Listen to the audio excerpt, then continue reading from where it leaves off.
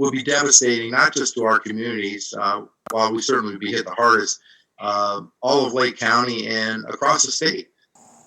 A potential repeal of Ohio's controversial House Bill 6 could have lasting consequences for the 230,000 people who live in Lake County. If it is repealed, local leaders say the Perry nuclear power plant would have to close. That would result in the loss of hundreds of jobs and millions of dollars in tax revenue. Our 5 on Your Side investigator Joe Paganakis with us live again tonight. Joe, this all goes back to the arrest of Ohio's House Speaker. Rob, Larry Householder is at the center of a massive bribery investigation linked to the passage of House Bill 6, and now lawmakers on both sides of the aisle are calling for it to be repealed.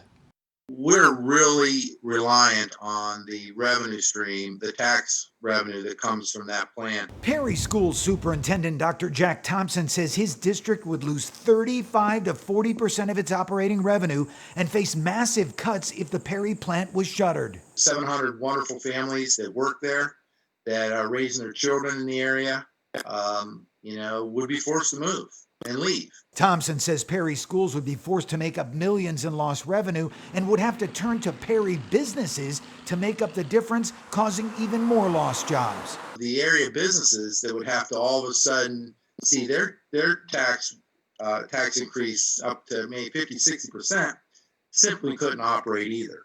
And on top of all of that, we have real estate taxes, which are about $3.5 million a year. Lake County Commissioner Jerry Serino says there would be millions in lost spin-off revenue, likely cuts in Perry Township area police, fire, and safety services, and unlike huge economic losses faced by Lordstown when the GM plant closed last year, there's no plan B. A, it can't reopen. Once you shut it down, it's shut down for good. And B, it really can't be repurposed to generate taxes in some other way.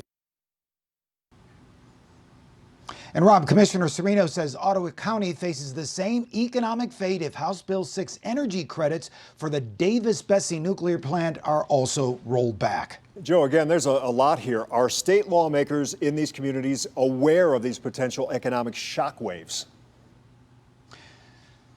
Rob, Commissioner Serino says he and 5 other commissioners from Lake and Ottawa County sent a message to the State House in Columbus asking that a repeal and replacement bill be crafted, putting less on ratepayers but still providing funding to help keep both plants operating. But others, including some lawmakers, believe ratepayers shouldn't have to foot the bill in any way, Rob, to keep those plants afloat.